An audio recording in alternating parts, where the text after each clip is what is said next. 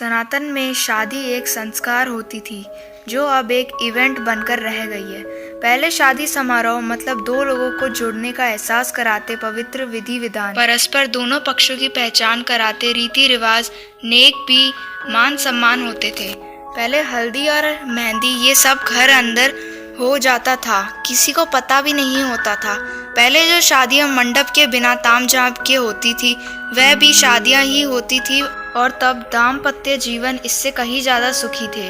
परंतु समाज व सोशल मीडिया पर दिखावे का ऐसा भूत चढ़ा है कि किसी को ये भान नहीं कि क्या करना है क्या नहीं। यह एक दूसरे से ज्यादा आधुनिक और अमीर दिखने के चक्कर में लोग हद से ज्यादा दिखावा करने लगे हैं। 48 किलो की बिटिया को 50 किलो का लहंगा भारी न लगता। माता पिता की अच्छी सीख की तुलना में कई किलो मेकअप हल्का लगता है। हर इवेंट पर घंटों का फोटोशूट थकान नहीं देता, पर शादी की रस्म शुरू होते ही पंडित जी जल्दी करिए, कितना लंबा पूजा पाठ है, कितनी थकान वाला सिस्टम है, करते हुए शर्म भी ना आती। वाकई अब की शादियां हैरान कर देने वाली है। मजे की बात यह है कि यह एक सामाजिक बाध्यता बनती जा रही है। उत्तर भारत में शादियां की फिजूल खर्ची धीरे धीरे चरम पर पहुंच रही है। पहले मंडप में शादी वरमाला सब हो जाता था, फिर अलग से स्टेज का खर्च बढ़ा। अब हल्दी और मेहंदी में भी स्टेज खर्च बढ़ गया है। Pre wedding photoshoot, destination wedding, reception, अब तो सगाई का भी एक भव्य स्टेज तैयार होने लगा। टीवी पर सीरियल देख देख कर सब शौक चढ़े हैं। पहले बच्चे हल्दी में पुराने कपड़े पहनकर बैठ जाते थे, अब तो हल्दी के कपड़े 5-10 हजार के आते हैं। Pre wedding shoot, first copy designer lehenga, हल्दी मेहंदी के लिए थीम पार्टी, लेडी संगीत पार्टी, बैचलर्स पार्टी, ये सब तो लड़की वाले नाखुशी करने के लिए करवाते हैं। यदि लड़की का पिता खर्च में कमी करता है तो उसकी बेटी कहती है कि शादी एक बार ही होगी, और यही हाल लड़के वालों का भी है।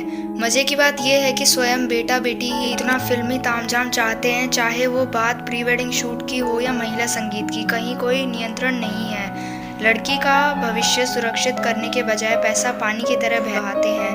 अब तो लड़का लड़की खुद माँ बाप से खर्च करवाते। शादियों में लड़के वालों का भी लगभग उतना ही खर्च हो रहा है जितना लड़की वालों का।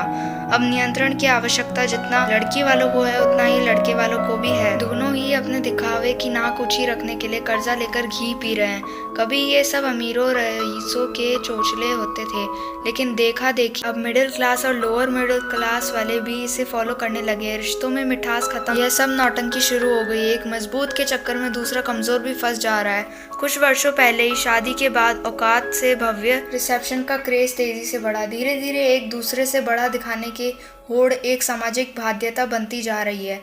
इन सब में मध्यम वर्ग परिवार मुसीबत में फंस रहे हैं कि कहीं अगर ऐसा नहीं किया तो समाज में उपहास का पात्र ना बन जाए।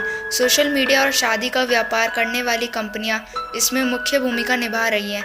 ऐसा नहीं किया तो लोग क्या कहेंगे का डर ही ये सब करवा रहा है। कोई नहीं पूछता उस पिता या भाई से जो जीवन भर ही की तोड़ मेहनत करके कमाता है ताकि परिवार खुश रह सके। वो ये सब फिजूल खर्ची भी इसी भय से करता है कि कोई उसे बुढ़ापा यह ना कह सके कि आपने हमारे लिए क्या किया। दिखावे में बर्बाद होते समाज को इसमें कमी लाने की महती आवश्यकता है, वरना अनर्गल पैसों का बोझ बढ़ते बढ़ते वैदिक वैवाहिक संस्कारों को समाप्त कर देगा। कहानी सुनने के लिए धन्यवाद। वीडियो अच्छी लगी हो तो प्लीज लाइक एंड सब्सक्राइब करना न भूलें।